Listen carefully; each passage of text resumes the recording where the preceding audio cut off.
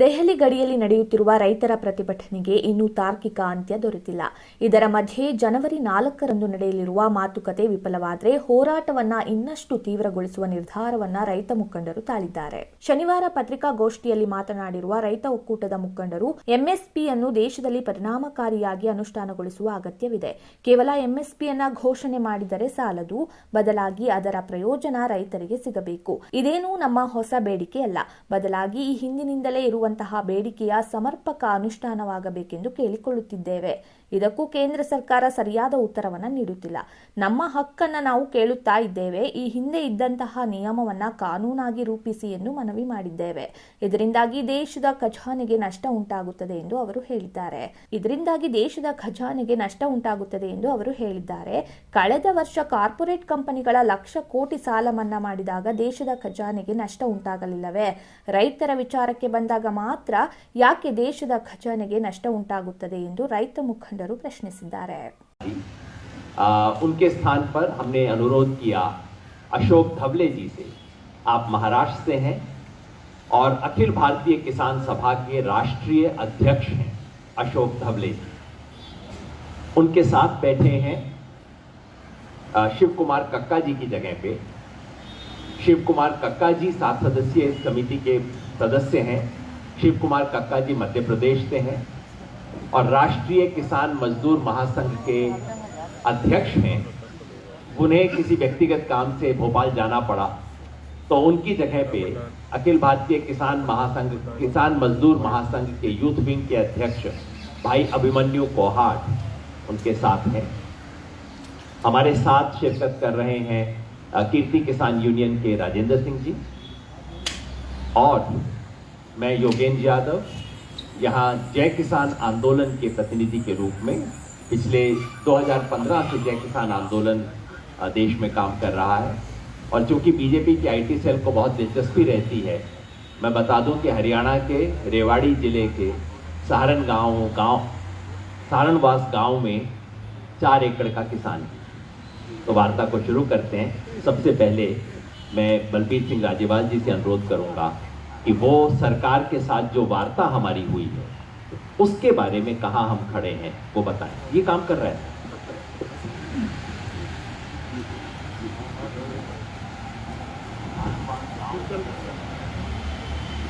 नमस्कार भाइयों, अभी तक जितनी वार्ता सरकार के साथ हुई किसान संगठनों की, उसमें जो दुष्प्रचार सरकार कर रही है ये कानूनों के बारे में, हमने एक उस प्रचार को गलत साबित किया। उनका कहना है कि बहुत बड़ी किसान की सेवा की है। हमारा कहना था किसने मांग की थी, और उनका कहना है कि हमने एक देश एक मंडी बना दी। हमने कहा आपने एक देश 2 मंडियां बना दी। और उनका कहना है कि हमने बिचौलिया हटा दिए। हमने कहा बिचौलिए की डेफिनेशन बताइए। बिचौलिए रखने का तो आपका स्वभाव है, हमारी मार्केट में तो बिचौलिए है नहीं। जिसको आप बिचौलिया कहते हैं वो तो सर्विस प्रोवाइडर है। जितना भाव लगता है उतना ही क्लेम करके हमें वापस पे करता है। जो सर्विस देता है उसका वो कमीशन लेता है। एक बात का हमने उनका जवाब दिया और उनके पास कोई जवाब नहीं। और इससे भी आगे हमने उनसे कहा कि कृषि स्टेट सब्जेक्ट है, इसमें आप दखल नहीं दे सकते। स्टेट लिस्ट में ये 14 नंबर पर दर्ज है। उन्होंने कहा हमने ये ट्रेड के लिए कानून बनवाया। हमने कहा कि हम ट्रेड करते ही नहीं, हम तो अपनी फसल मार्केट करते हैं। Marketing is again A state subject. तो उन्होंने कहा जी हमने कंकरेंट लिस्ट से 33 नंबर आइटम उठा के ये कानून बनाए हैं। तो हमने कहा जी हम तो फूड ग्रेन पैदा करते हैं, फूड स्टफ पैदा ही नहीं करते। व्हीट इज फूड ग्रेन, आटा is food stuff, paddy is food grain, rice is food stuff. आप फूड स्टफ पे कानून बना सकते हैं लेकिन फूड ग्रेन पे तो बना नहीं सकते। आपने ये स्टेट सब्जेक्ट में दखल क्यों दिया? तो अब सरकार के पास जवाब कोई है नहीं, इधर उधर का दुष्प्रचार किया जा रहा है। तो हमारी मांग है कि जितनी देर तक ये कानून आप रिपील नहीं करते उतनी देर तक हम बैठे हैं, और बड़ा साफ स्पष्ट कह दिया है कि we were peaceful, we are peaceful, we will be peaceful. यह हम गारंटी देते हैं। पिछले 3-4 महीने से पहले रेलवे लाइंस पे बैठे थे, अब यहाँ आके बॉर्डर्स पे बैठे हैं। हम पीसफुल रहे हैं, एक पत्ता तक नहीं तोड़ा, किसी को कोई कष्ट नहीं दिया, बल्कि हम अपने दिल्ली के भाइयों को बार बार बुलाते हैं। कल नया साल था, हमने कॉल दी कि आइए हम सब इकट्ठे मिलके नया साल मनाएं। तो सरकार हठधर्मी में फंसी हुई है, ईगो प्रॉब्लम हो गई है सरकार को कि अगर उनको ये कानून वापस लेने पड़ते हैं तो बहुत शायद उनकी फजीहत होगी, इसलिए फंसी हुई है सरकार। और हमने बड़ा स्पष्ट कह दिया कि जब तक आप ये कानून वापस नहीं लोगे उस वक्त तक हम पीसफुली बैठे रहेंगे। और पंजाब से, हरियाणा से, उत्तराखंड से, यूपी से, राजस्थान से, मध्य प्रदेश से किसान दिल्ली के इर्द गिर्द के किसी न किसी नाके पे बैठे हैं। बाकी देश के हर कैपिटल में या कहीं डिप्टी कमिश्नर के ऑफिस में जगह जगह पे किसान सारे देश में इसका विरोध कर रहे हैं। जब भी यहाँ से कोई कॉल जाती है, सारा देश उसमें एक्टिवली पार्टिसिपेट करता है, और सारा देश परेशान है सरकार के इन कानूनों से। इन रियल सेंस वो कॉर्पोरेटाइजेशन ऑफ एग्रीकल्चर करना चाहते हैं, जो हम नहीं होने देंगे। इसलिए हमारा ये आंदोलन जारी है और जारी रहेगा जब तक ये कानून वापस नहीं होते। अब डॉक्टर दर्शन पाल।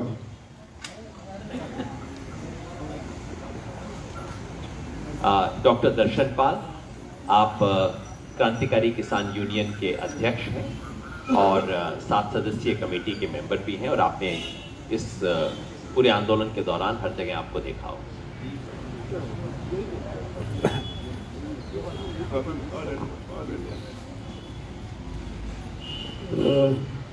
मैं इस आंदोलन में आज तक जो हुआ उस पर नहीं जाता हूँ, सब पता है आपको।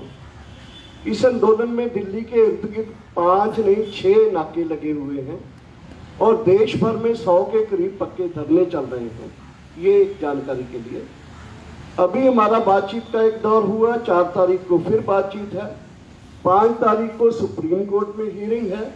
सो संयुक्त किसान मोर्चा ने ये डिसाइड किया है कि 6 तारीख को अगर हमारी वार्ता फेल हो जाती है और 5 तारीख को सुप्रीम कोर्ट में भी कुछ हमारे पक्ष में नहीं होता है, 6 तारीख को हम सिंगू बॉर्डर से ट्रैक्टर जो है उसको केएमपी पर चढ़ाएंगे और केएमपी पर ट्रैक्टर मार्च होगा। जो ये 26 जनवरी की एक तरह की परेड की वो होगा, उसकी एक तरह का रिहर्सल परेड होगी वो 6 तारीख को। इसके बाद 6 तारीख को बाद हम डिसाइड करेंगे कि हमारा जयपुर वाला जो नाका है, वो जयपुर के इंचार्ज भी बैठे हैं यहाँ, 2 या 3 दिन के भीतर ही हम उस नाके को जो शाहजहांपुर है वो लोकल कमेटी डिसाइड करेगी, संयुक्त किसान मोर्चा उस पर स्टैंप लगाएगा और उस मोर्चे को भी हम आगे लाएंगे। उसकी डेट हम अपनी मीटिंग में डिसाइड करके उसका अनाउंसमेंट करेंगे। और 6 से लेकर 20 तक एक पूरा पखवाड़ा देश में हम कॉल दे रहे हैं कि उस कॉल के अनुसार पूरे देश में किसानों के इस आंदोलन के पक्ष में बीजेपी सरकार के ऊपर दबाव डालने के लिए बड़ी बड़ी रैलियां, बड़े बड़े प्रोटेस्ट प्रोग्राम और पक्के धरने, जो भी तरह के लोग वहां के अलग अलग प्रांतों के करेंगे, उसको एक हमने यहाँ से सेंट्रल कॉल दिया है कि पूरे 15 दिन जो है वो भंडाफोड़ अभियान, जन जागरण अभियान किसानों के पक्ष में पूरे देश में वो किसानों के पक्ष में एक 15 दिन का पूरा एक मूवमेंट चलेगा। इसके साथ ही 23 तारीख को सुभाष चंद्र बोस जी का जन्मदिन है 23 जनवरी को, तो हमने फैसला किया है कि 23 जनवरी को पूरे देश में हमने कॉल दिया है लोगों को कि बड़े बड़े प्रोग्राम करके गवर्नर हाउसेज जो हैं, गवर्नर हाउसेज की तरफ मार्च करो, क्योंकि सेंट्रल गवर्नमेंट के जो सिंबल हैं, आइकन हैं, रिप्रेजेंटेटिव्स हैं, वो प्रांतों में गवर्नर्स हैं। और इसके साथ ही हमने तय किया है कि 26 जनवरी इस बार का जो गणतंत्र दिवस है, पूरे देश में किसान अपनी अगुवाई के तले उस गणतंत्र दिवस को अपने ट्रैक्टर और व्हीकल परेड करके उसको मनाएंगे। 26 जनवरी को हमारा कॉल है कि दिल्ली के इर्द गिर्द जितने भी नजदीक के सिटीज हैं वो आए, 25 तक यहाँ पहुंचे और 26 को दिल्ली में हमारे ट्रैक्टर फ्लैग्स लगा के दिल्ली में परेड करेंगे। जो केएमपी की परेड है, रिहर्सल परेड है, ऐसी और भी परेड्स अलग अलग जगह होगी, लेकिन फाइनल परेड 26 को दिल्ली में होगी।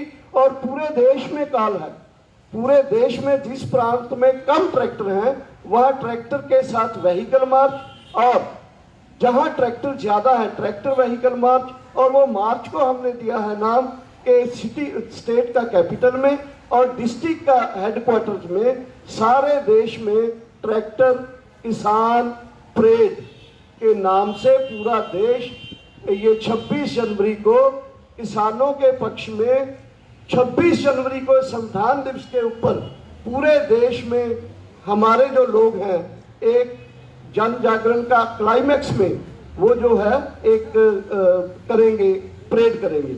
इसके साथ ही 18 तारीख को ही जनवरी को हमने कॉल दिया है कि महिला किसान दिवस में, क्योंकि बहुत सारे हमारे बॉर्डर्स के ऊपर महिलाएं आ रही हैं, उनका ये डिमांड भी है कि इसको सेंट्रल डाल दो ताकि पूरे देश में उस दिन महिलाओं जो किसानों के पक्ष में और किसान हैं, पूरा महिला किसान दिवस के रूप में 18 तारीख को एक कॉल दिया है। 26 तारीख तक का ये कॉल है, ये संयुक्त किसान मोर्चा की तरफ से ये प्रोग्राम्स हमने दिए, वो मैं आपसे शेयर कर रहा हूँ। धन्यवाद। आप गुरनाम सिंह चडूनी जी, आप एमएसपी के बारे में क्या पोजीशन है, क्योंकि बहुत कंफ्यूजन रहता है, उसके बारे में स्थिति रखें। हाँ, सभी मीडिया वाले भाइयों को नमस्कार और नए साल की आपको बहुत बहुत शुभकामनाएं। आज जो प्रेस कॉन्फ्रेंस कर रहे हैं उसका एक मकसद ये भी है कि सरकार जो भ्रम फैला रही है उस भ्रम को दूर करना, ताकि किसान का पक्ष पूरे देश में आपके माध्यम से बहुत अच्छे तरीके से जाए। सरकार बार बार बयान दे रही है कि किसानों ने अड़ियल रवैया अपनाया हुआ है, हम तो इनको बहुत कुछ देने के लिए तैयार हैं, एमएसपी तो हम देंगे ही, ये तो हम लिख के देने के लिए भी तैयार हैं। और लोगों को ऐसा लगता है कि शायद अब तो किसान ही गलती पर है। लेकिन आपको बता दें कि हमने 8 तारीख की मीटिंग में अमित शाह जी के आगे सवाल किया था कि क्या आप एमएसपी पर, जो आप एमएसपी 23 फसलों का तय करते हैं, क्या आप उन 23 फसलों को खरीदने के लिए तैयार हो सारे देश से जितनी पैदा होती हैं? उनका जवाब था नहीं। और अब जो हमारी मीटिंग हुई थी उसमें फिर हमने ये सवाल उठाया था कि क्या आप 23 की 23 फसलें एमएसपी पे खरीदने के लिए तैयार हो? तो उनका जवाब था कि नहीं, इस पे तो बहुत सोचना पड़ेगा। तो फिर आप देश को क्यों गुमराह कर रहे हो जब आप खरीद नहीं सकते, जब आपका खरीदने का कोई इरादा नहीं है, तो फिर आप देश को क्यों गुमराह कर रहे हो कि हम तो एमएसपी तो हमने तोड़ा ही नहीं, एमएसपी तो हम देंगे। तो साथियों, इस पे हम ये समझाना देना चाहते हैं कि एमएसपी देना और चीज है और एमएसपी पर खरीदना और चीज है। एमएसपी देने का मतलब है एमएसपी तय करना, और खरीदने का मतलब है कि उस पर वो सारी फसलें खरीदे भी। जो आज का आंकड़ा सामने आ रहा है वो आप देखिए, पूरे देश में उन्होंने 1 क्विंटल मक्का नहीं खरीदा, और पूरे देश का जो मक्के का रेट रहा वो 800 से और 1100 रुपए के बीच बिका, और एमएसपी मक्के का 1850 रुपए। बल्कि यहां तक हुआ कि हरियाणा में कह के मक्का बिकवाया गया कि आप बीजिए, हम 7000 रुपया अलग से भी देंगे। कुछ नहीं किया गया। और ऐसे ही पूरे देश के जो आंकड़ा निकल के सामने आ रहा है वो ये है कि पिछले 15 साल में 45 लाख रुपया एमएसपी से कम हमें मिला। यानी अगर आज का हिसाब लगाएं, आज के टाइम में 3 लाख करोड़ से 4 लाख करोड़ के बीच पर साल एमएसपी से कम मिलता है किसानों को। और ये हमारा अधिकार है, ये नहीं है कि ये हम कुछ अलग से मांग रहे हैं, ये हमारी कोई एक्स्ट्रा मांग है। एक्स्ट्रा मांग नहीं है, ये तो सरकार एमएसपी 1967 से लेके तय कर रही है, लेकिन तय कर रही है, केवल खरीद तो उस पर नहीं रही है।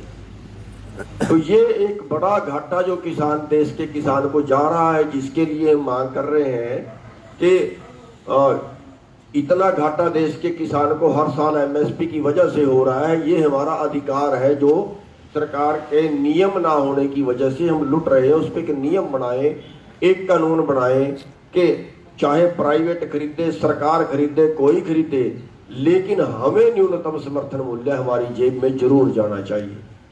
और उससे सरकार टाल मटोल कर रही है, उसके ऊपर कोई उन्होंने जवाब नहीं दिया। केवल उन्होंने कहा कि हम कमेटी बना देंगे, कमेटी के नाम से वो टालना चाह रहे हैं। जो हमने अभी तक नामंजूर उसको कर दिया है कि कमेटी हमें मंजूर नहीं है, और इस पे तो कोई ज्यादा लंबी चौड़ी बहस की जरूरत नहीं है। ये तो हमारा अधिकार है कि कानून आपने पहले से जो एक तरह से आपका नियम है उसको एक कानूनी रूप देना है, बस इतना सही है।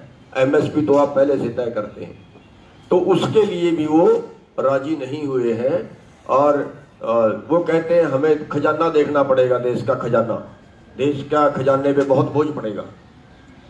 तो लेकिन हम आपको बता देना चाहते हैं कि जब किसान का नाम आता है तब देश का खजाना याद आ जाता है। हालांकि हमारी 60% आबादी है देश की, जिसपे उनको प्रॉब्लम आती है खजाने पे। जब कहीं पिछले साल 5 लाख करोड़ निकाल के उन्होंने बांट दिया देश के कारपोरेट को पिछले साल, और अभी तक 15 लाख करोड़ का देश का एनपीए हो चुका है जो पूंजीपतियों का है, उसको वसूलने कोई इंतजाम नहीं किए। तो मतलब जब किसान का नाम आता है तब उनको दिक्कत आती है। तो एमएसपी पे हमारा स्पष्टीकरण ये है, कुल मिला के स्पष्टीकरण ये है कि हमारा जो उत्पाद है आज के टाइम में 3 लाख करोड़ से 4 लाख करोड़ के बीच हमें नुकसान हो रहा है, जो हमारा अधिकार है, लेकिन सरकार उसको लूट रही है और नहीं दे रही। इस आंदोलन में भी अभी तक उस पर उन्होंने कोई स्पष्टीकरण नहीं दिया, अभी तक वो बात नहीं मानी। धन्यवाद। आप श्री जगजीत सिंह डल्लेवाल जी पंजाब से, भारतीय किसान यूनियन सिद्धूपुर के अध्यक्ष जी।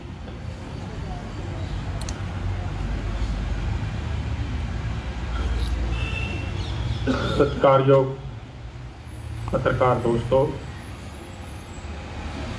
जैसे राज्यपाल जी ने, दर्शनपाल जी और भाई गुरनाम जी ने आपको बहुत डिटेल से कुछ बातें बता दी हैं, मैं उनसे अलग थोड़ी एक बात आपके ध्यान में लाना चाहता हूं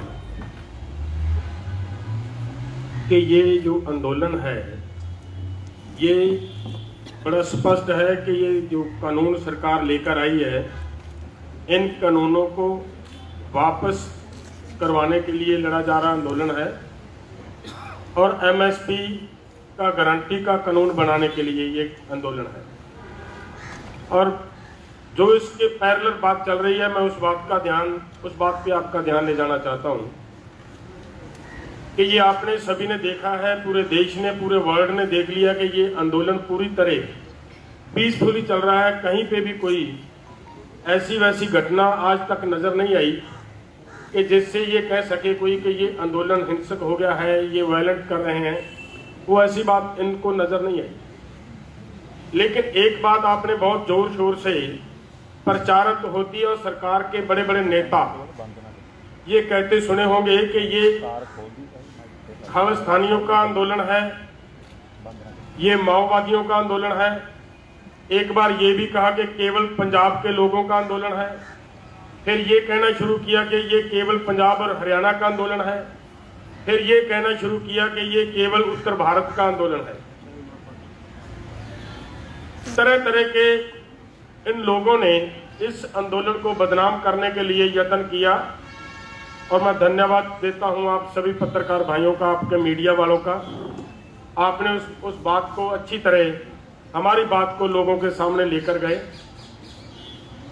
और आपके माध्यम से ये बात उनकी जो वो झूठ बोलकर ये कह रहे थे कि ये खालिस्तानी है, उस दिन आपने ये क्लियर कर दिया कि नहीं, कहीं ना कहीं इसी आंदोलन के दौरान टिकरी बॉर्डर पे पूजा की गई है देवी देवताओं की, जो हिंदू धर्म से बिल्कुल मिले हुए हैं। वो हुआ वहां पे, तो वो उनकी वो बात आप लोगों ने स्पष्ट कर दी कि ये नहीं, ये खालिस्तानी नहीं है, यहाँ पे पूजा पाठ करने वाले दूसरे लोग भी बैठे हैं। कहीं पे वो भी आप ही के माध्यम से दिखाया गया कि इस आंदोलन के पक्ष में नमाज पढ़ी गई, वो भी आपने दिखाया। वो उनका उस बात को आपका मैं धन्यवाद देता हूं कि जो आपने वो क्लियर कर दिया कि ये सब आंदोलन के कार्य जो ये यहाँ पे हिंदू भी हैं, यहाँ पे मुसलमान भी हैं, यहाँ पे सिख भी हैं, यहाँ पे ईसाई भी हैं, सभी धर्मों के लोग हैं। जो इन्होंने पूरे जोर से ये कहा, मैं आपके माध्यम से सरकार के पास ये बात पहुंचाना चाहता हूँ। ये कह रहे थे कि ये अभी उत्तर भारत तक ये बात लेकर आ चुके हैं कि ये केवल उत्तर भारत का आंदोलन है। मैं इनसे पूछना चाहता हूं कि बिहार में अगर लाठीचार्ज किया सरकार ने, वो किस पर किया है? वो किसान नहीं थे क्या? किसान प्रोटेस्ट कर रहे हैं, उन पर लाठीचार्ज किया सरकार ने, सभी आपके सामने है, आपके माध्यम से हमें भी पता चला। तो अब ये उत्तर भारत की बात नहीं रही है। हैदराबाद में बहुत बड़ी रैली हो चुकी है, तमिलनाडु में बहुत बड़ी गैदरिंग हो चुकी है, वहां से ये आंदोलन चल रहा है। कर्नाटका में हमारे इस आंदोलन के समर्थन में बहुत बड़ा आंदोलन चल रहा है। ये आंदोलन अब केवल भारत का नहीं रहा, अब तो ये आंदोलन भारत से बाहर जाकर पूरे हिंदुस्तान के इस आंदोलन के सपोर्ट में वर्ल्ड खड़ा नजर आ रहा है।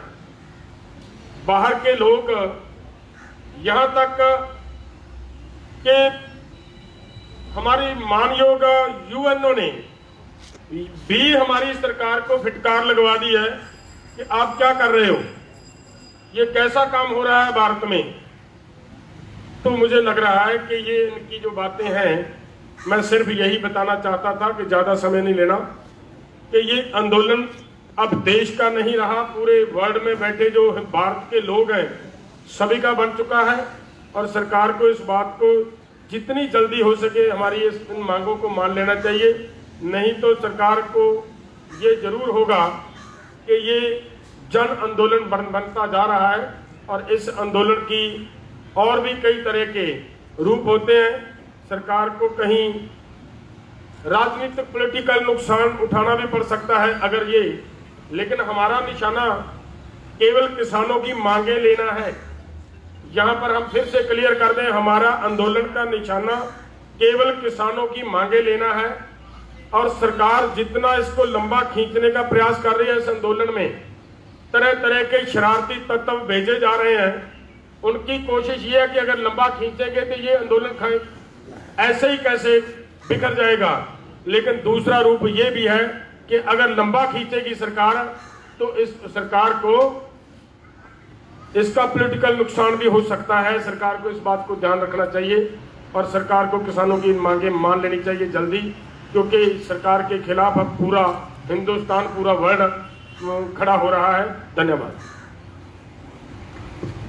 अखिल भारतीय किसान सभा के राष्ट्रीय अध्यक्ष श्री अशोक धवले। मेरे सभी पत्रकार साथियों, ये जो आंदोलन का आज 38वां दिन है और इस आंदोलन के तहत 50 से ज्यादा हमारे किसान साथी ये शहीद हुए हैं दिल्ली के इर्द गिर्द में। आज सुबह न्यूज आई गाजीपुर बॉर्डर से कश्मीर सिंह नाम के उत्तराखंड के किसान रामपुर के, इन्होंने आत्महत्या आज सुबह की और सुसाइड नोट में उन्होंने लिखा कि मेरे इस आत्महत्या के लिए मोदी सरकार जिम्मेदार है। ये इतने दिन से 50 हमारे साथी शहीद होने के बावजूद सरकार जो हमारी मुख्य मांगे हैं वो मान्य करने को तैयार नहीं है। इसकी हम संयुक्त किसान मोर्चा की तरफ से बहुत ही कड़ी निंदा हम करना चाहते हैं। आज हमारे जो तीनों मांगे हैं उनमें से ये तीनों कानून जो किसी भी किसान संगठन ने कभी मांगे नहीं थे, थोप दिए गए। दूसरा, जो एमएसपी का गारंटी देने वाला और खरीद की गारंटी देने वाला, लागत खर्चे के 1.5 गुना दाम, ये कानून बनना चाहिए। बिजली बिल ये वापस लेना चाहिए। और यह क्लीन एयर ऑर्डिनेंस के बारे में, खैर उसके बारे में कुछ बात हुई है। ये तीनों मुद्दे जब तक सरकार मान्य नहीं करती तब तक यह आंदोलन बिल्कुल पीछे नहीं लिया जाएगा। ये संयुक्त किसान मोर्चा का पूरी तरीके से ये मत है। इस आंदोलन की सही शक्ति आज ये है कि पूरे देश के किसान इसके अंदर जुटे हैं। सभी धर्म के, सभी जाति के, सभी भाषा बोलने वाले, और हमारे पंजाब के बहादुर किसान, हरियाणा के बहादुर किसान, और उसके साथ में उत्तर प्रदेश, उत्तराखंड, मध्य प्रदेश, राजस्थान, ये सभी उसके अंदर। लेकिन सिर्फ उतना नहीं, महाराष्ट्र से हजारों साथी, जिस राज्य से मैं आता हूं, हजारों हमारे किसान नासिक से निकले और 25 दिसंबर को हम शाहजहांपुर बॉर्डर पर पहुंचे। पूरे देश में, बंगाल हो, तमिलनाडु हो, कर्नाटक हो, आंध्र, तेलंगाना, ओडिशा, सब जगह में यह आंदोलन जारी है। और यह है इस आंदोलन की ताकत, जिसकी वजह से सरकार उसको कुचल डालना नामुमकिन बात है। दूसरी बात मैं जो कहना चाहता हूं, इस आंदोलन ने एक बात पूरे देश के सामने स्पष्ट किया है कि पिछले 6 साल से, और खास तौर पर ये किसान कानून जो बनाए, ये पूरी तरीके से इस देश को कुछ चंद कॉरपोरेट घरानों के लिए, ये पूरे देश को आज मोदी सरकार चला रही है। ये इक्वेशन पूरे देश भर में अभी फिट बैठा है। लोग जानने लगे हैं, ये कानून हो, कृषि कानून हो, जो मजदूरों के खिलाफ 4 लेबर कोड हो, ये इसी सितंबर के पार्लियामेंट सेशन में पास हुए। ये सभी बड़े बड़े देशी और विदेशी कॉरपोरेट के दबाव पर आज ये पूरा सरकार चल रहा है। ये बात पूरे देश में गई है। केरल में 2 दिन पहले केरल की असेंबली ने एक प्रस्ताव एक मत के साथ पारित किया कि ये तीनों कानून वापस लेने चाहिए। हम दरख्वास्त करते हैं सभी असेंबलीज को कि अगर आप जनता के साथ में है, किसानों के साथ में है, तो हर असेंबली ने इस प्रकार के ये प्रस्ताव पास करने चाहिए कि हम किसानों के साथ में है और ये कानूनों को वापस लेना चाहिए। एमएसपी का ये होना चाहिए। आखिरी बात साथियों मैं कहना चाहता हूं, पिछले 25 सालों में ये नव उदारवादी नीतियों के चलते आज 4 लाख से ज्यादा किसानों ने हमारे देश में आत्महत्या की है। ये हमारे फिगर नहीं है, यूनियन होम मिनिस्ट्री के, नेशनल क्राइम रिकॉर्ड्स ब्यूरो के ये आंकड़े हैं जो मैं कह रहा हूं। 4 लाख से ज्यादा किसानों ने आत्महत्या की है कर्जे की वजह से। और इसको अगर रोकना है तो आज ये जो एमएसपी वाला कानून है ये बहुत ही महत्वपूर्ण है, क्योंकि आज आप देखेंगे पंजाब और हरियाणा में भी धान और गेहूं को छोड़ के सरकार की खरीद नहीं होती है। दूसरे जगह में तो कुछ नहीं होती है कई राज्यों में। तो इसलिए अगर ये किसानों की आत्महत्या को बचाना है, उसको रोकना है, और ये कृषि संकट को अगर रोकना है, तो हमारा सबका स्पष्ट मत है कि ये कानून को तो रद्द करने ही चाहिए। लेकिन एमएसपी 1.5 गुना दाम, डॉक्टर स्वामीनाथन आयोग ने जो बताया था, लागत खर्चे का 1.5 गुना दाम, इसको लेकर ये खरीद और एमएसपी ये दोनों का गारंटी देने वाला कानून इस सरकार ने बनाना चाहिए, ये हमारा स्पष्ट मत है। हम ये इस पूरे इसके अंदर आप सभी ने हमारा जो संदेशा है पूरे देश तक आप लेके गए, उसके लिए बहुत बहुत आपका धन्यवाद देते हैं। इसी प्रकार का समर्थन आप हमको आगे भी देते रहेंगे, ये पूरे विश्वास के साथ यहाँ चंद शब्द में पूरे करता हूँ। धन्यवाद। राष्ट्रीय किसान मजदूर महासंघ के यूथ विंग के अध्यक्ष भाई अभिमन्यु कोहाट। सभी पत्रकार बंधुओं का हाथ जोड़ के नमस्कार। पत्रकार बंधुओं, हमारे वरिष्ठ आदरणीय श्री शिव कुमार कक्का जी जो 2 तारीख से पलवल बॉर्डर पे मध्य प्रदेश के किसानों के साथ बैठे हुए हैं, उनको कल किसी कारणवश जबलपुर जाना पड़ा। उनके बड़े भाई की तबीयत बहुत सीरियस है, तो उनकी जगह पे मैं छोटी छोटी 3 बातें रखूंगा। जो ये आंदोलन है, ये आंदोलन सच बनाम झूठ का आंदोलन है। ये आंदोलन न्याय बनाम अन्याय का आंदोलन है। ये आंदोलन सही बनाम गलत का आंदोलन है। ये आंदोलन देश को बचाने वाले बनाम देश को बेचने वालों का आंदोलन है। आज के दिन देश का अन्नदाता किसान प्रधानमंत्री मोदी की किसी भी बात पे विश्वास करने को तैयार नहीं है, क्योंकि किसानों को इतनी बार ठगा गया है, इतनी बार उनसे झूठ बोला गया है। एक छोटा सा उदाहरण आपके सामने देता हूं। अभी प्रधानमंत्री जी जब मध्य प्रदेश के किसानों को संबोधित कर रहे थे, तो उन्होंने कहा कि उनकी सरकार ने तो C2 प्लस 50% के अनुसार फसलों का MSP दे दिया है, जबकि हकीकत यह है, जो सभी मीडिया के बंधुओं ने जिसको प्रमुखता से कवर भी किया, कि इसी सरकार ने फरवरी 2015 में सुप्रीम कोर्ट में जस्टिस रमन्ना और जस्टिस मुखोपाध्याय की बेंच के सामने यह हलफनामा दिया था कि सरकार C2 प्लस 50% फार्मूले के अनुसार फसलों का MSP नहीं दे सकती है। तो बड़े दुख और दुर्भाग्य की बात है कि प्रधानमंत्री जी इतने जिम्मेदार पद पे बैठ के इतनी गलत बातें कह रहे हैं। दूसरी बात मैं कहना चाहूंगा कि हमारे लगभग 55 अन्नदाता इस आंदोलन में शहीद हो चुके हैं, लेकिन अब तक ना तो प्रधानमंत्री ने और ना ही उनके सरकार के किसी मंत्री या अधिकारी ने उन किसानों के प्रति संवेदना जाहिर की है, ना ही उनको किसी ने श्रद्धांजलि दी है। अभी जो 31 तारीख को बैठक हुई थी, तो हमारे सभी सीनियर नेताओं की तरफ से यह कहा गया कि इस बैठक की शुरुआत उन शहीद किसानों को श्रद्धांजलि देके की जानी चाहिए।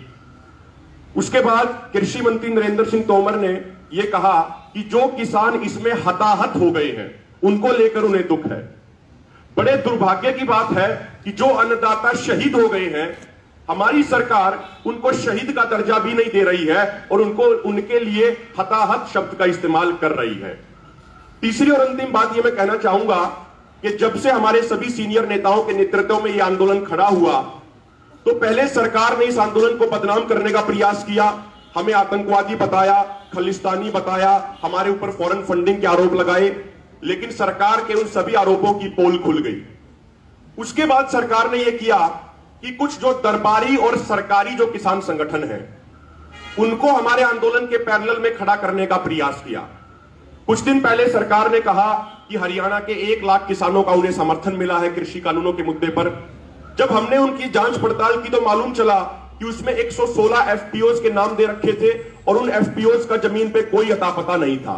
उसके बाद यह कहा गया सरकार की तरफ से कि पंजाब के 3 लाख किसानों ने उन्हें समर्थन दिया, लेकिन जिन व्यक्तियों ने वो समर्थन देने की बात कही, जो सिग्नेचर लेके जाने की बात कही सरकार के पास, जब हमने उनका पता किया तो मालूम चला कि वो लोग ना तो किसान हैं, ना किसान नेता हैं, वो बीज और दवाई बनाने वाली कंपनियों के लिए काम करते हैं।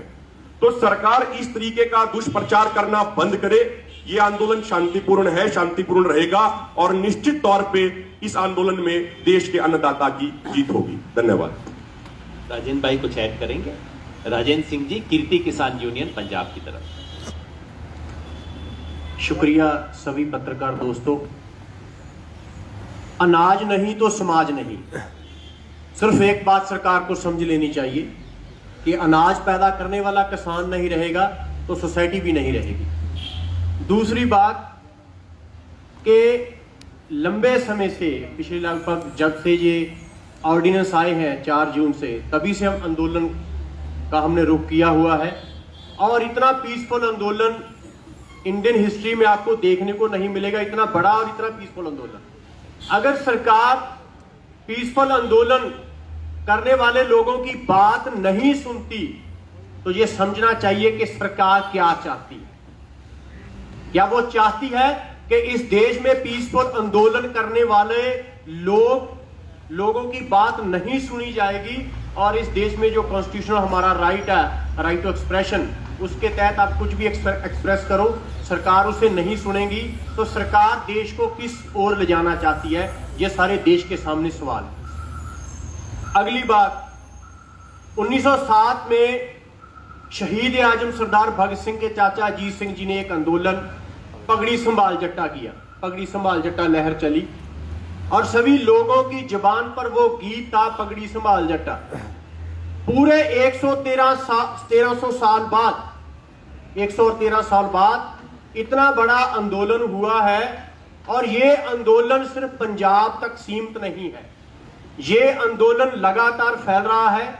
और सरकार ने, जो पहले डल्लेवाल साहब ने बताया कि सरकार कह रही है कि ये पहले का सिर्फ पंजाब का आंदोलन है, पंजाब और फिर का पंजाब और हरियाणा का आंदोलन है, नॉर्थ इंडिया का आंदोलन है, अब पूरे देश में फैल गया, पूरी दुनिया में प्रोटेस्ट होने लगे हैं। और ये सरकार, मैं वो उस तरह का शब्द नहीं बरतना चाहूंगा, इतनी वो ढीठ है, कल को ये कहेगी ये तो सिर्फ धरती का आंदोलन है, मंगल ग्रह पर तो हो ही नहीं रहा, ये तो सिर्फ एक प्लेनेट पर हो रहा है, किसी और प्लेनेट पर तो आंदोलन ही नहीं हो रहा। ये इस तरह के लोग हैं। इसलिए लास्ट बात ये कि सारा मामला फंसा हुआ क्यों है। मामला 3 कानूनों का नहीं है, सरकार इसे 3 लॉज का मामला नहीं मानती। लॉज तो उन्होंने बहुत सारे निरस्त किए हैं, लेबर लॉज जो लोगों ने इतनी कुर्बानियां करके, इतने लंबे आंदोलन करके वो लॉज बनाए थे अपने पक्ष में, उन लॉज की भी जान निकाल दी इन्होंने। अब ये 3 लॉज पर अड़े हुए हैं, उसका कारण ये है कि सरकार इसे मोदी ऑरा के साथ जोड़कर देख रही है। उनको लगता है कि 7 साल में जो एक नैरेटिव इस देश में बनाया गया कि मोदी साहब बहुत मजबूत नेता है, जो बोल देते हैं पीछे नहीं हटते। नोटबंदी की, लोग लाइनों में खड़कर मर गए, पीछे नहीं हटे। जीएसटी किया, ऑपोजिशन हुई, सरकार पीछे नहीं हटी। जितनी भी जन विरोधी आर्थिक नीतियां लाई, कितने भी प्रोटेस्ट हुए, सरकार पीछे नहीं हटी। और पहली बार है कि सरकार को पीछे हटना पड़ रहा है। वो अब संशोधन तक आई हुई है। अब सरकार की पोजीशन ये है कि more than amendment, less than repeal, यहां पर सरकार पहुंची हुई है। और ये सरकार लगातार पीछे हट रही है। और हम आपके माध्यम से ये सरकार को और मोदी जी को विनती करना चाहेंगे कि आप जिस इमेज को बचाने के लिए हमारी बात नहीं मान रहे, वो इमेज धाराशायी हो चुकी है। अंडरस्टैंड करना चाहिए आपको कि कितनी हेट्रेड है स्प्रेड हो चुकी है आपके खिलाफ इस देश में। आप इस बात को अंडरस्टैंड कीजिए और हमारे पीसफुल आंदोलन को मान्यता दीजिए और सभी हमारी मांगे मान लीजिए। यही आपसे हमारी दरखास्त है। शुक्रिया। मैं आपके साथ एक चीज ऐड करना चाहता हूं, भूल गया था। वो ये है कि अडानी अंबानी के खिलाफ जो हमारा गुड्स और सर्विसेज का बाइकआउट कॉल है, वो जारी है, जारी रहेगा। नंबर 2, बाइकआउट का जो कॉल है वो जारी रहेगा। दूसरा, एनडीए, बीजेपी और उसके पार्टनर्स के खिलाफ पूरे देश में एक मुहिम हमारी कॉल से चला हुआ है, वो जारी रहेगा। ये कॉल के साथ कि आप सेंट्रल गवर्नमेंट छोड़ो, अपने पद छोड़ो और किसानों के साथ, किसानों के जो मूवमेंट है उसके साथ आओ। तो ये 2 कॉल्स मैं पिछले उसमें भूल गया था, ये हमारी जारी है। और पंजाब हरियाणा में टोल प्लाजे जो फ्री किए हुए हैं, अगर आंदोलन आगे बढ़ेगा तो और भी ये आगे फैल जाएंगे। साथियों, आज की प्रेस वार्ता के मुख्य बिंदुओं को मैं फिर समराइज कर दूं आपके लिए। आज संयुक्त किसान मोर्चा की तरफ से इस प्रेस कॉन्फ्रेंस का, राष्ट्रीय मीडिया से इंटरेक्शन का कार्यक्रम हमने विशेष उद्देश्य से किया। लोग सोचते हैं, कई बार भ्रम फैलाया जाता है, कौन लोग हैं जो कि इतने बड़े आंदोलन को आयोजित करते हैं। मैं स्पष्ट कर देना चाहता हूं, बहुत व्यवस्थित आंदोलन है। अनुशासन बिना व्यवस्था के नहीं आता। पंजाब के 32 किसान संगठन हैं जो कि नियमित रूप से ऑलमोस्ट हर दिन मीटिंग करते हैं, डेमोक्रेटिक तरीके से फैसला लेते हैं। पंजाब के अलावा देश भर के किसानों के प्रतिनिधि मिलकर कोई 100 साथी हर दूसरे या तीसरे दिन बैठक करते हैं, सिंगो बॉर्डर पे सर्वसम्मति से फैसला लेते हैं। और राष्ट्रीय स्तर पे इसका संयोजन और समन्वय करने के लिए 7 सदस्यीय समिति है जो कि आपके सामने बैठी है। हनन मौला और शिव कुमार कक्का जी आज अनुपस्थित हैं, लेकिन ये समिति है जो कि कोऑर्डिनेशन का काम कर रही है। आपके मन में सवाल होगा कि भाई एक तरफ वार्ता चल रही है, दूसरी तरफ ये आंदोलन का कार्यक्रम कह रहे हैं, सरकार की तरफ से प्रोपेगेंडा होता है, ऐसा आप क्यों कर रहे हैं? मैं स्पष्ट कर देना चाहता हूं कि ये जो 50% मांगे मान ली गई कि प्रचार है, ये बिल्कुल झूठ है। अगर मेरी भाषा में कहें तो अभी तो सिर्फ पूंछ निकली है, हाथी अभी बाकी है। और हमारे एक दोस्त ने कल कहा कि ये पूंछ भी हाथी की पूंछ है कि गधे की पूंछ है, अभी हमें पता नहीं, क्योंकि जो 2 छोटी बातें सरकार ने कल मानने की बात कही है 30 तारीख को, उसका लिखित स्टेटमेंट हमारे पास अभी भी नहीं है कि एग्जैक्टली उन्होंने क्या माना है। इस आंदोलन की जो सबसे पहली और सबसे बड़ी मांग है, जो देख के दूर दूर से किसान आके इस सर्दी में 1 महीने से पड़े हुए हैं, 3 कानूनों को खारिज करना, रद्द करना, उस पे सरकार टस से मस होने को तैयार नहीं है। रद्द करने की बात ना करो और कुछ भी बात करो। एमएसपी की खरीद को कानूनी दर्जा देने की बात जो खुद मोदी जी ने 2011 में कही थी, उस पर सरकार मानना तो छोड़ो, सिद्धांत रूप में भी एग्री करने को तैयार नहीं है। पिछली मीटिंग में साफ कह दिया, इन प्रिंसिपल कमिटमेंट भी नहीं दे सकते हम। इसलिए ये किसान जो पिछले 1 महीने से ज्यादा, अब तो आज 38वां दिन हो गया है, यहां पे आए हैं, इस अवस्था में है। मैं तो कहता हूं कि पत्थर भी पिघल जाए ऐसे किसानों को देख के, लेकिन इस देश के प्रधानमंत्री का कलेजा नहीं पिघलता है। इसलिए आज मजबूर होके हम सरकार को अल्टीमेटम देने के लिए आए हैं यहां। और अल्टीमेटम ये है, अगर गणतंत्र दिवस 26 जनवरी तक हमारी ये बातें नहीं सुलझती हैं, मांगी नहीं जाती हैं, तो दिल्ली के तमाम जितने मोर्चे हैं, उन मोर्चों से किसान दिल्ली के अंदर घुसकर अपनी किसान गणतंत्र परेड करने के लिए मजबूर होंगे। हम दिल्ली के आसपास के तमाम किसानों से आग्रह करते हैं कि तैयारी कर लीजिए, अपने अपने ट्रैक्टर तैयार कर लीजिए, सब दिल्ली पहुंचिए। देश के जिस जिस किसान परिवार के लिए संभव है, सबसे अनुरोध करते हैं, एक एक मेंबर आप अपना यहां पे भेजिए। जो यहां नहीं आ सकते वो अपना जिला स्तर पे, स्टेट लेवल पे, जहां जहां संभव है, किसानों की यह गणतंत्र दिवस परेड निकालिए। मगर 26 जनवरी तक हम खाली नहीं बैठे रहेंगे। 6 तारीख से 20 जनवरी तक पूरे देश में देश जागृति पखवाड़ा मनाया जाएगा, जिसमें पूरे देश में रैली आयोजित की जाएंगी, कॉन्फ्रेंस आयोजित की जाएंगी, ताकि सरकार का जो झूठ है उसका भंडाफोड़ हो सके।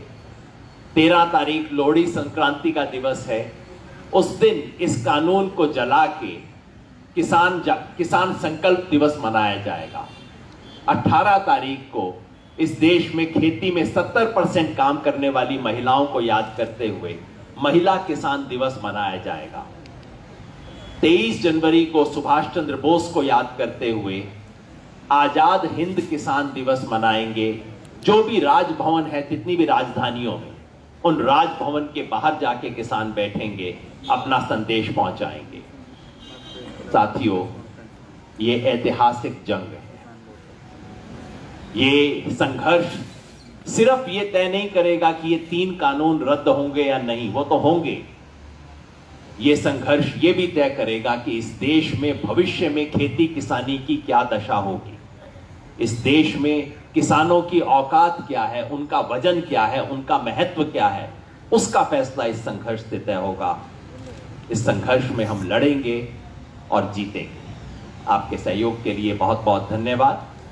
प्रेस रिलीज की कॉपी हिंदी और अंग्रेजी दोनों में उपलब्ध है, आप सबको दे दी जाएगी। बांटना शुरू कर रहे हैं, सामने से न कीजिएगा, पीछे से कर दीजिए। और आप कोई भी प्रश्न पूछना चाहते हैं, एक एक करके हाथ उठा के, किसी विशेष व्यक्ति से आपका प्रश्न है तो उसका नाम लेके बोलिए, एक एक करके सवाल पूछ सकते हैं आप। जी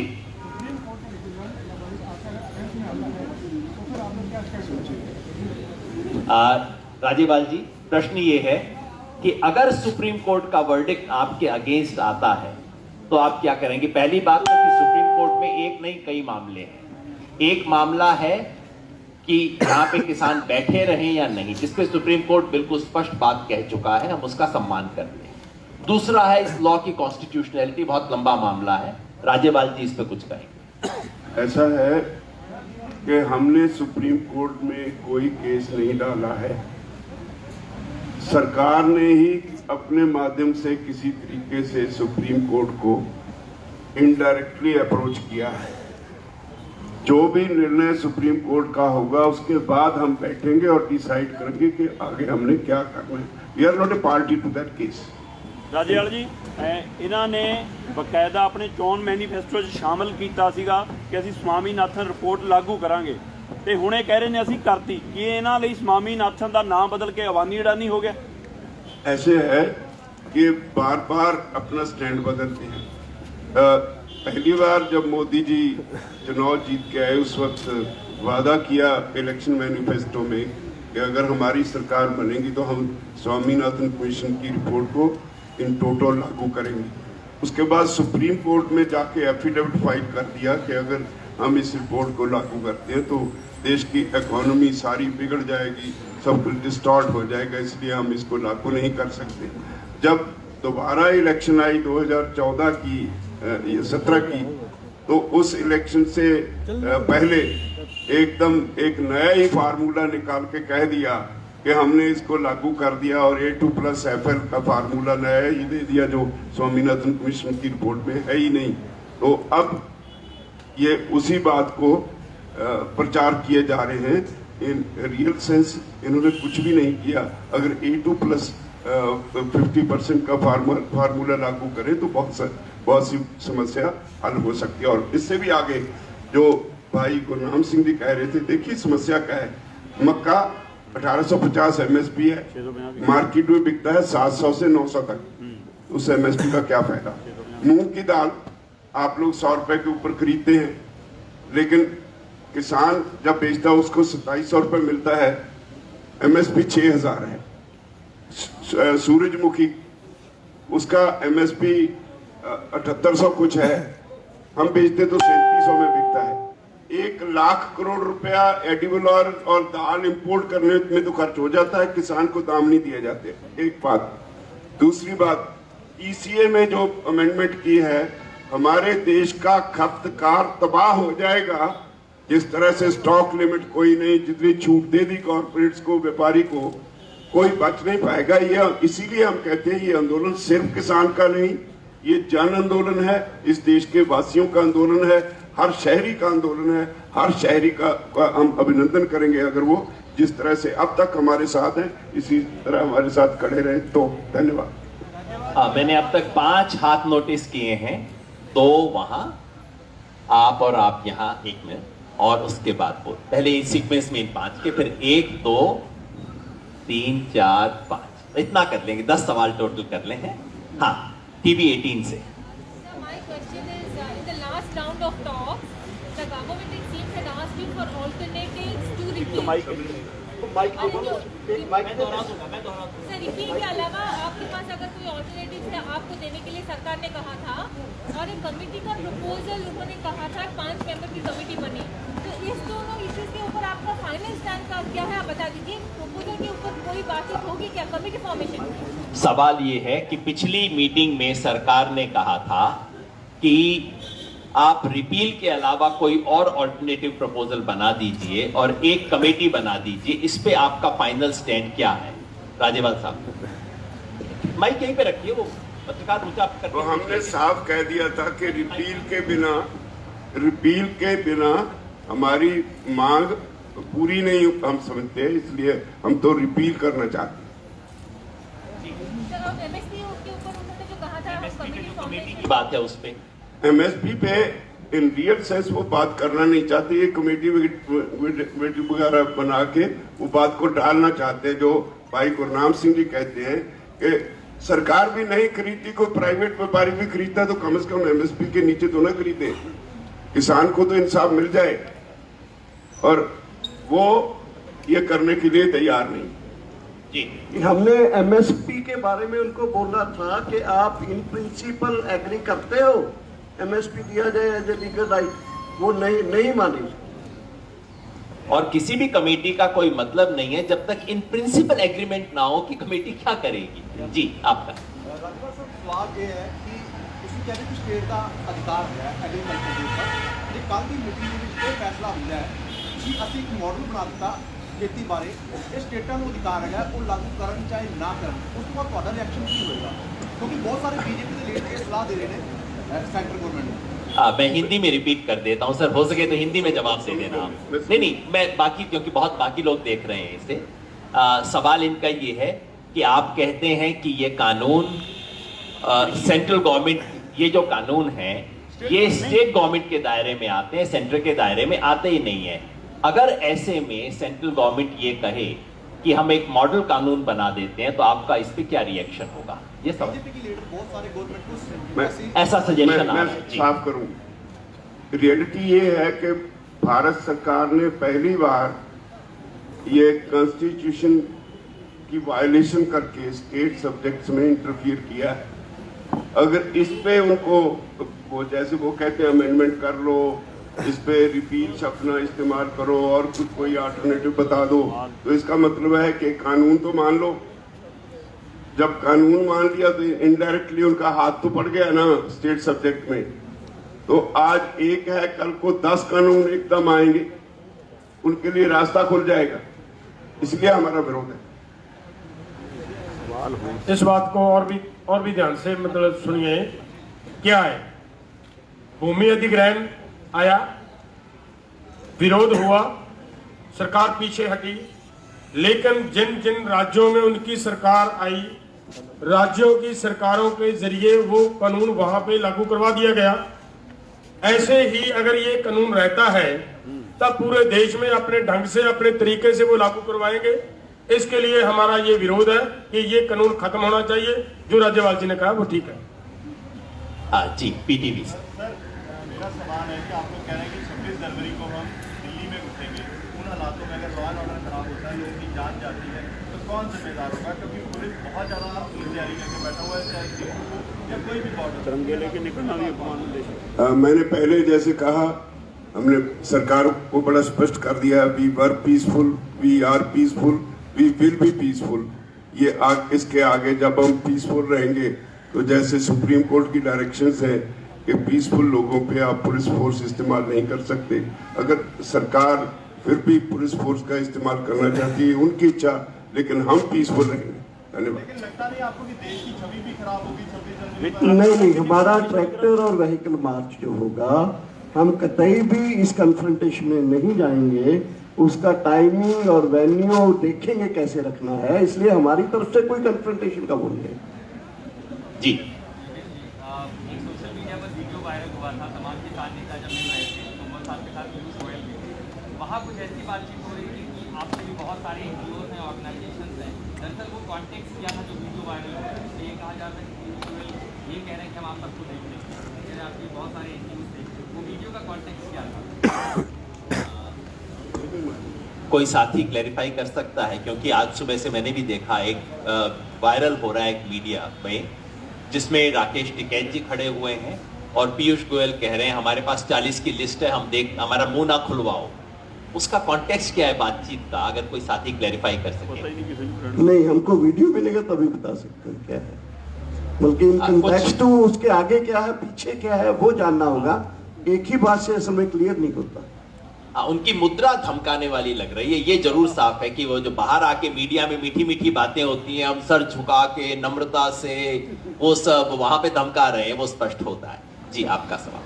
आपने बोला था अभी के भी जो है ट्रैक्टर लेकर जाएंगे, अभी आईटीओ का मैं आ रहा था, एक यूनियन का झंडा लगा हुआ था, उस पर उन्होंने रुक दिया, कार को रोक दिया गया, आप लोग कैसे आएंगे? वो पूछ रहे हैं कि अभी दिल्ली के अंदर झंडे लगी हुई गाड़ियों को रोका जा रहा है, तब आप कैसे आएंगे? ये बात जरूर है, दिल्ली में भी हरियाणा, यूपी, गुजरात इतना बुरी तरह से दमन हो रहा है, लेकिन जैसा हमारे सीनियर साथियों ने बताया, शांतिपूर्ण तरीके से आएंगे, अहिंसा से आएंगे। गणतंत्र दिवस याद रखिए गण का तंत्र है, ये तंत्र का गण नहीं है, गण का तंत्र है। गण का मतलब किसान जो इस देश का गण है, जनता है। शांतिपूर्वक अहिंसक तरीके से हम रहेंगे। जी आपका सवाल है, उधर पीछे हिंदू से सवाल था। आप जी मैं आपका भी सॉरी, तीनों को इस सीक्वेंस में ले लेते हैं। जी सर 26 जनवरी का जो आप लोग का कार्यक्रम है, तो कहाँ एग्जैक्टली आप लोग दिल्ली में जाएंगे, ये अगर आप वेरीफाई करें कि अगर कह रहे हैं आप दिल्ली में मार्च करेंगे तो आप दिल्ली में जाएंगे कहाँ पे, कौन से पॉइंट पे जाएंगे और क्या मार्च करके वापस दिल्ली की जो सीमा है जहाँ पर आप लोग जमे हुए हैं वहाँ पर चले जाएंगे, या फिर आप लोग जहाँ पर पहुँचे थे वहाँ पे डट जाएंगे? नहीं, देखिए इसके बारे में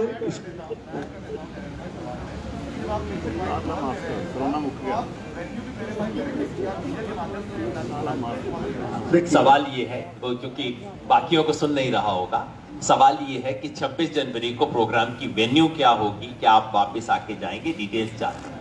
देखिए पूरे देश का कॉल है, डिस्ट्रिक्ट स्टेट हेडक्वार्टर्स में ट्रैक्टर किसान परेड होगा, गणतंत्र परेड होगा, दिल्ली में भी।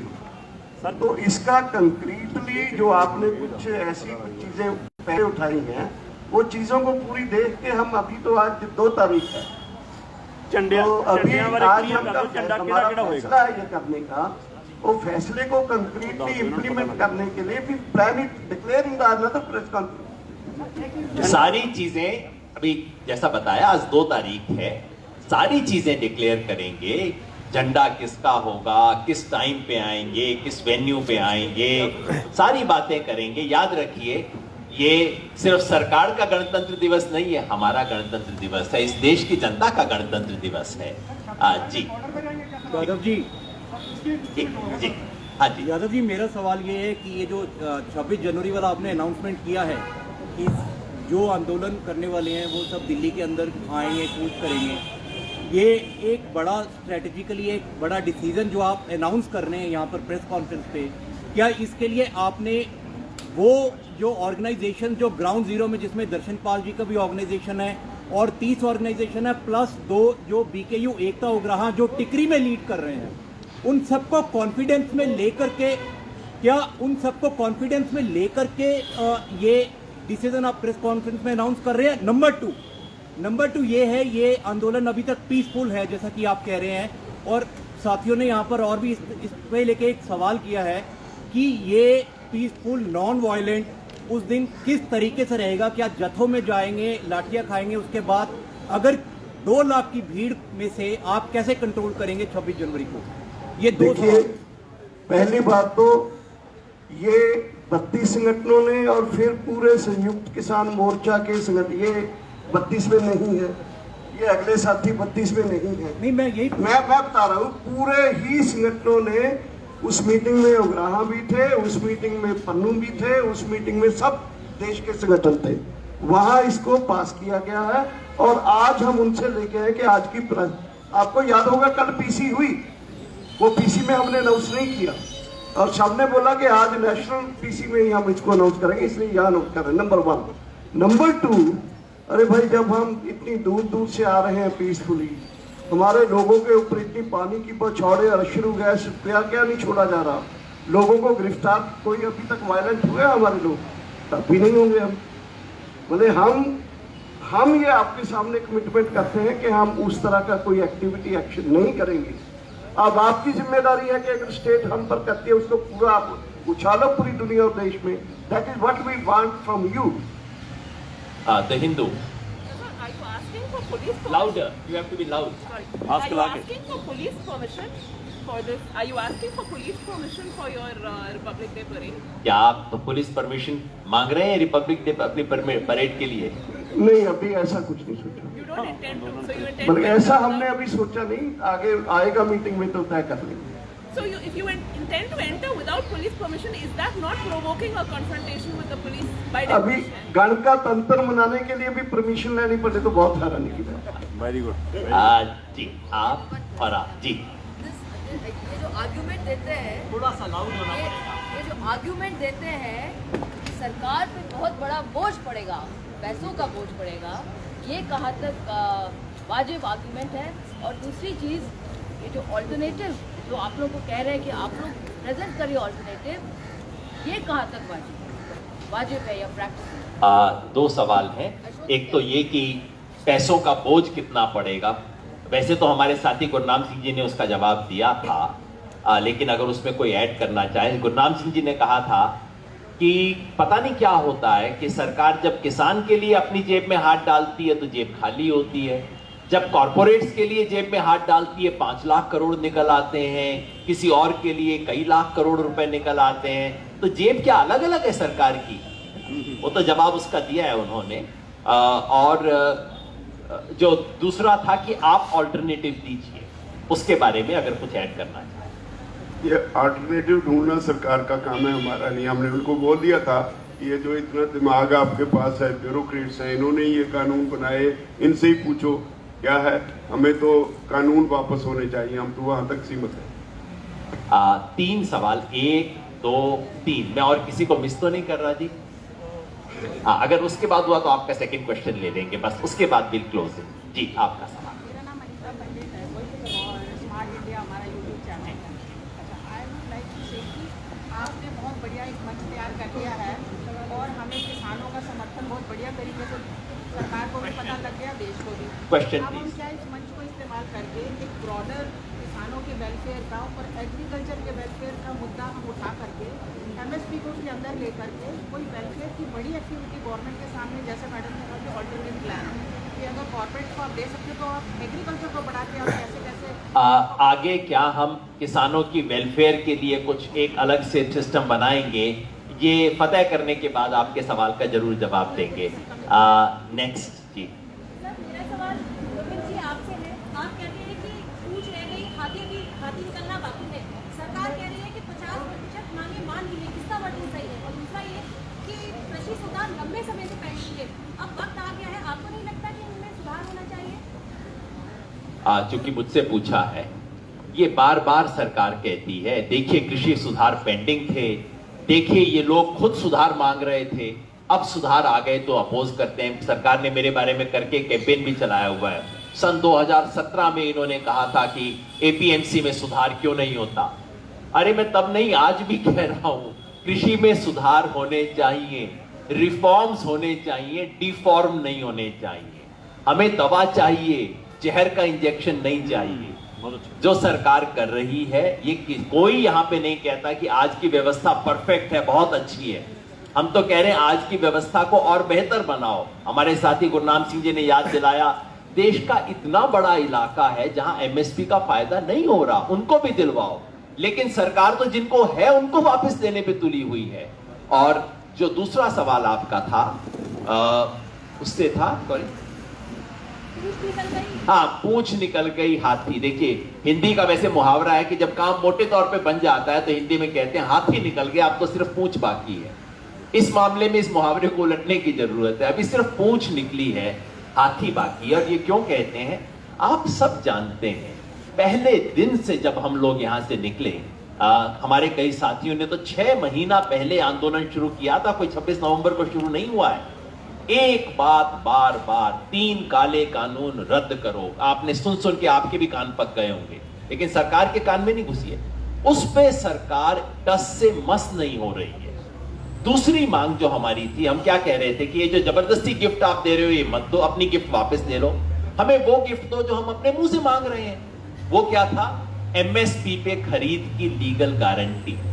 उस पे सरकार ये भी कहने को तैयार नहीं है कि चलो इन प्रिंसिपल हम तैयार हैं, मोडेलिटीज बाद में वर्कआउट कर लेंगे। इतना भी नहीं। तो ये जो दो मेन चीजें हैं उस पे सरकार 1 इंच नहीं हिल रही, और बाकी 2 चीजों पे कुछ दे दिया तो कैसे 50% हो गया, है ना जी। आखिरी सवाल जी, उसके बाद आपका सेकंड सवाल एंड देन विल क्लोज। वर्षों कुछ लोग शाहजहांपुर से डेलीगेट परिवार में बैठे हुए हैं, उन लोगों ने कुछ कहा कि उनको आरएसएस के और धर्माभिषेक को कहा गया, सामाजिक तत्वों को कहा गया, ये वीडियो आया हुआ और कुछ मीडिया कुछ वेबसाइट्स में उन्होंने इंटरव्यू दिए हैं, तो उसके पीछे क्या है, वो आरोप लगाए वो कौन? देखिए, शाहजहांपुर में मैं क्योंकि वहां पे था, मुझे जिम्मेवारी दी गई थी शाहजहांपुर का मोर्चा लगाने की। ये हमारे अपने साथी हैं, मैं इनको कोई आरएसएस बीजेपी एलिमेंट्स नहीं कहता, हमारे अपने साथी हैं, उत्साही हैं, ज्यादा जोश में आए और इतने दिन थक थक के लगता भी है ना लोगों को एक और राउंड वार्ता हो गई जी, कुछ नहीं निकल रहा। सो अति उत्साह में ये लोग आगे बढ़े। कमेटी ने स्पष्ट फैसला लिया था कि हमें अभी आगे नहीं बढ़ना, जब तक सेंट्रल फैसला नहीं होगा तब तक हम नहीं आगे बढ़ेंगे। हमने सर्वसम्मति का फैसला अपने युवा साथियों तक पहुंचा दिया था, फिर भी उन्हें लगा कि नहीं, उन्हें आगे जाने की जरूरत है। उनसे हम बात कर रहे हैं, उन्हें किसी तरह का आरएसएस बीजेपी वगैरह का नाम एटलीस्ट उन साथियों के लिए हम नहीं लगा रहे। बाकी दर्शन पाल जी इसको और क्लैरिफाई करें। देखिए, इसके बारे में कल संयुक्त किसान मोर्चा की बैठक में बात हुई है। हमारे आज साथी गुरदान सिंह जी वहाँ जा रहे हैं, हमने ऑलरेडी वीडियो शूट की है, कुछ मिसअंडरस्टैंडिंग है उसको हम हल कर लेंगे। काफ़ी डिटेल में डिस्कशन हुआ है और वहाँ की लोकल कमेटी, संयुक्त मोर्चा की कमेटी इसको रिजॉल्व कर लेगी।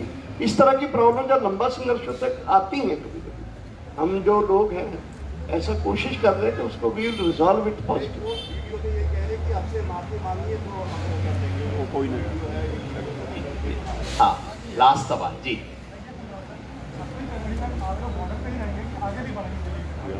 नहीं, हमने स्पष्ट बताया है, 26 जनवरी तक के सारे कार्यक्रम हमने बताए हैं, जिसका मतलब है जहां हम बैठे हैं वहीं से वो कार्यक्रम करेंगे। 26 अगर सफलता नहीं मिलती, अगर सरकार का यही अड़ियल रवैया रहता है, तो हमें मजबूर होकर 26 जनवरी को अपना गणतंत्र दिवस मनाने के लिए दिल्ली में प्रवेश करना पड़ेगा, हमने स्पष्ट कहा है जी। बहुत बहुत शुक्रिया आप सबका। सब सवाल मैं नहीं ले पाया, लेकिन हमारे साथी यहाँ मौजूद हैं। ಹೆಚ್ಚಿನ ವಿಡಿಯೋಗಳಿಗೆ ಪ್ರತಿಧ್ವನಿ ಯೂಟ್ಯೂಬ್ ಚಾನೆಲ್ ಸಬ್ಸ್ಕ್ರೈಬ್ ಮಾಡಿ, ಬೆಲ್ ಐಕಾನ್ ಕ್ಲಿಕ್ ಮಾಡಿ।